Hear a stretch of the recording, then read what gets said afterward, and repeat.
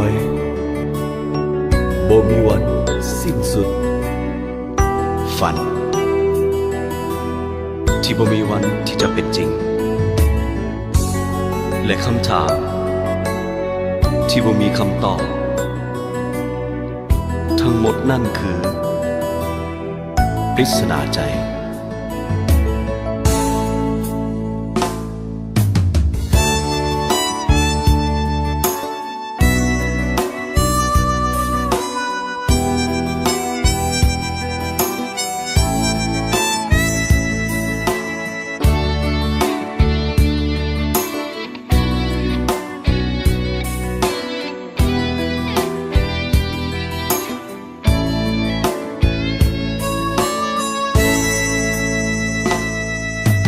เคย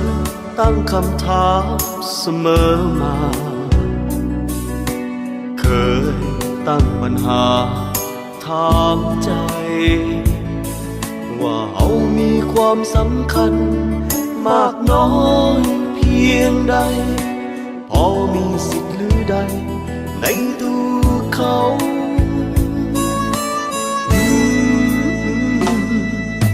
หรือเป็นได้เพียงคนเอาใจหรือเป็นหุ่นใสให้เขาหรือเป็นคนสำหองหักอารมณ์เมื่อยามเหงาพอเขาหายซึมเศร้าเขาก็ลืมไป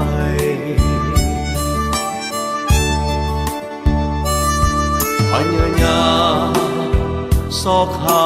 คำตอบซอกหาทางออกที่ดีให้กับใจคืนอยู่กับคำถามอย่างนี้คงเป็นบ้าตายโปรดจงเห็นใจช่วยบอกเสียที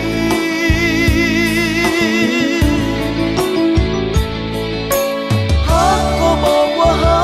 กบอกฮักก็บอกซะดีๆอย่าปล่อยให้มีปริศนาใจพร้อมแล้วจะรับฟังคำตอบจะเป็นเส้นใดขอให้ออกจากใจเท่านั้นก็พอ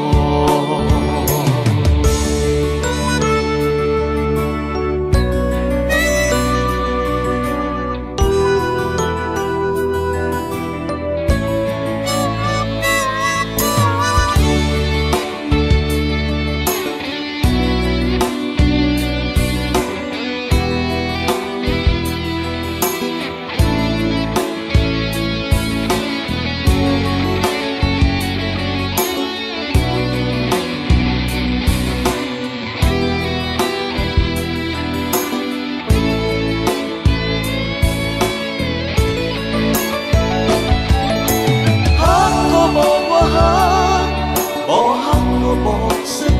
ดีๆอย่าปล่อยให้มีปริศนาใจพร้อมแล้วจะรับฟังคำตอบจะเป็นเส้นใดขอให้ออกจากใจเท่านั้นก็พอ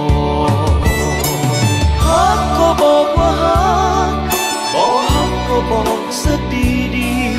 ๆอย่าปล่อยให้มีปริศนาใจพร้อมแล้วจะรับฟังคำตอบจะเป็นเส้นใดขอให้ออกจากใจเท่านั้นก็พอพร้อมแล้วจะรับฟังคำตอบจะเป็นเส้นใด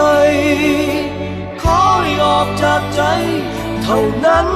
ก็พอ